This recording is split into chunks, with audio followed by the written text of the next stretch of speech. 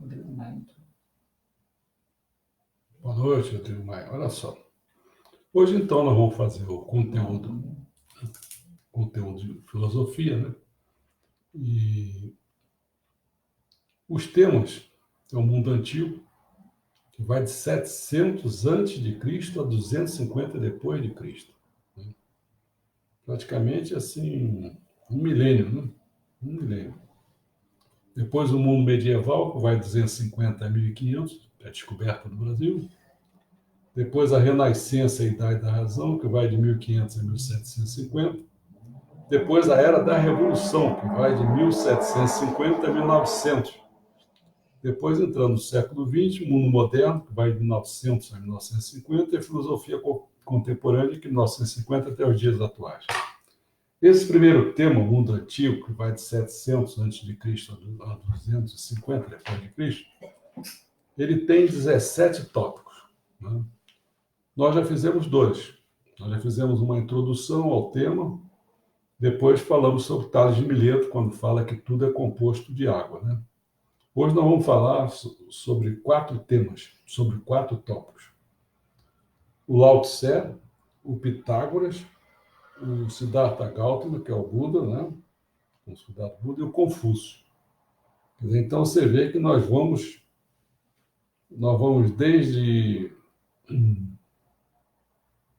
desde China, Índia e Grécia. Né?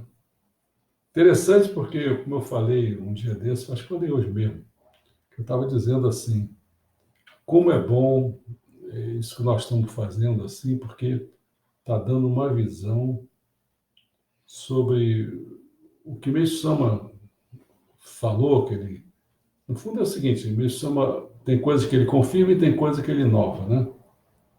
Você é o Messias, ele tem que trazer novidade, né? E ele confirma determinadas coisas. E quando a gente vai ver essas confirmações, eles já estão lá muito atrás, não só com a filosofia, mas com a Bíblia, com a religião, como vai ser com a ciência. Então, isso é muito interessante a gente ver essa situação. Então, vou começar com tal, que é uma coisa que... É porque o tal ele pode ser descrito, né? Se ele for descrito, ele não é eterno tal. Então, o tal não pode ser descrito. Né? Isso foi pelo Lao Tse, como eu falei, foi no século VI a.C. Né?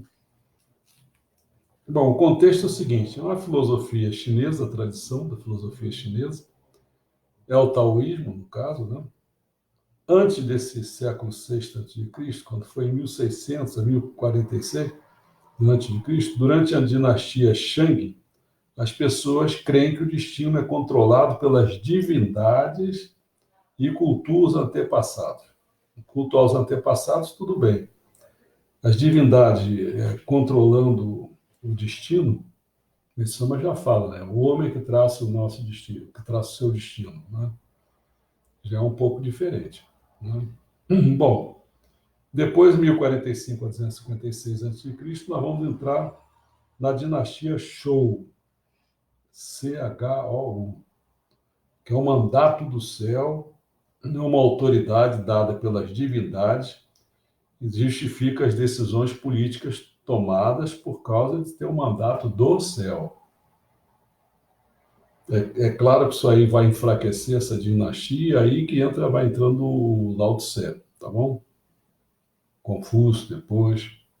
No século IV a.C., o filósofo Chuang-Tzu, ele muda o foco do taoísmo, concentrando-se mais nas ações do indivíduo do que nas ações do Estado. Sempre é o indivíduo e o Estado, né? Então, o taoísmo era para ser as duas coisas, mas começou a enfraquecer, foi para o indivíduo.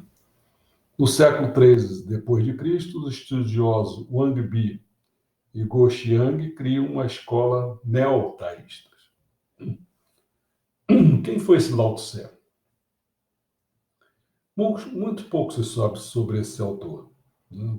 Do Tao Te Ching, né? Que tradicionalmente é atribuído a Lao Tse. Existe esse livro e é atribuído a ele. A respeito dessa figura quase mítica, já foi insinuado que a obra não era sua, consistindo, na verdade, numa compilação de frases de um grupo de estudiosos. O que sabemos é que havia um erudito, nascido no estado de Chu, com o nome de Lier, ou Lao Tan, durante a dinastia Shou, que se tornou conhecido como Lao Tse, quer dizer, antigo mestre. Vários textos indicam que se tratava de um arquivista da corte e que Confúcio o consultou. Confúcio consultou Lao Tse, por ele ser o arquivista da corte, a respeito de rituais e cerimônias, que nós vamos ver que o Confúcio leva muito isso a sério. Tá? A lenda diz que Lao Tse deixou a corte quando a dinastia Shou entrou em decadência e viajou para o oeste em busca de solidão. Quando estava prestes a cruzar a fronteira, um dos guardas o reconheceu e pediu um testemunho da sua sabedoria. Lao Tse teria escrito o Tao Te Ching para ele e então seguiu viagem para nunca mais ser visto. Tudo bem? Eles têm assim, um quadro que bota assim, viver em harmonia, né, com a natureza. É a trilha que o Tao Te Ching prescreve para a vida equilibrada. Para este homem, isso talvez signifique respeitar o equilíbrio do lago e não pescar em demasia. Quer dizer, você já vê o respeito que eles têm com a água, com o lago, ou lá o que seja. Tá? Bom, geralmente tem um...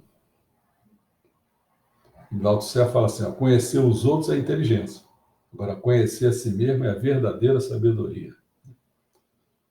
Tem um esquema para ver esse Tao Te Ching, que é o seguinte: Tao quer dizer o caminho, né? Então, é como se fosse assim, do Tao ao caminho, você vai para... Ele é a fonte de cada existência, é a raiz de todas as coisas visíveis e invisíveis. Como é que ele é atingido, esse Tao? Ele é atingido por meio da... Chama-se Wu-Ei, W-U-W-E-I. Wu-Ei quer dizer não ação.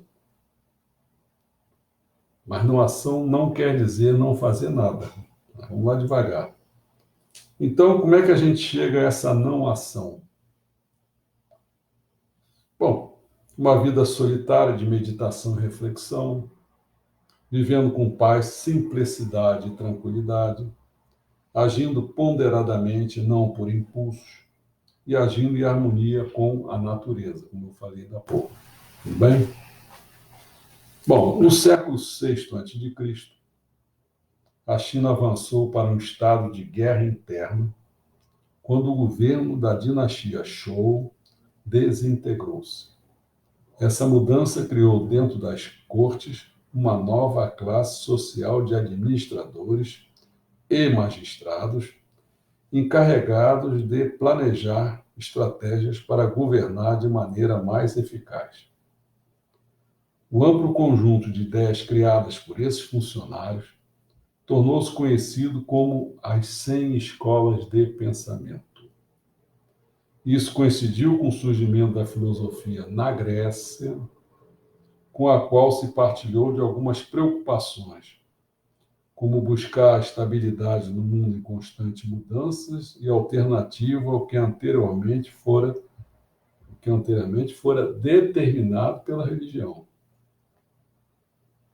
Você vê que aí começou a mudar um pouco, saindo do mundo da religião para entrar no mundo da filosofia, do racional, da razão. Né? Bom, mas a filosofia chinesa evoluiu. A partir da prática política, e, portanto, estava preocupado, olha só, com a moralidade e a ética, em vez da natureza do cosmos.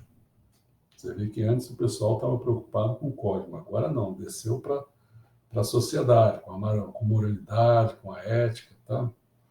Uma das ideias mais importantes dessa época veio do Tao Te Ching. Quer dizer, que é o livro do caminho e das virtudes. Né? Isso é importante que fixar isso. É uma linha, o livro do caminho, que é o Tao, mas também é das virtudes, que é Tao Te Ching. Que é atribuído esse livro, né, ao Lao Tse, como eu falei, foi uma das primeiras tentativas de propor uma teoria do governo justo, baseado no Te, Tao Te Ching. Tao caminho, Te quer dizer virtude. Entendeu? Te quer dizer virtude, quer dizer. Que poderia ser encontrado ao seguir, que é o Tao caminho. É a base da filosofia conhecida como taoísmo. Bom, que ciclos de mudança que ele...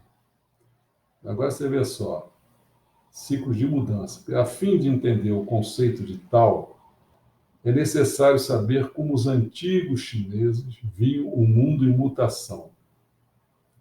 Para eles, as mudanças são cíclicas. Para Meixo Sama também. Movendo-se continuamente de um estado para o outro. Por exemplo, da noite para o dia. Meixo Sama vê da era da noite para a era do dia. Não é só de 24 horas, é de 3 em 3 mil anos.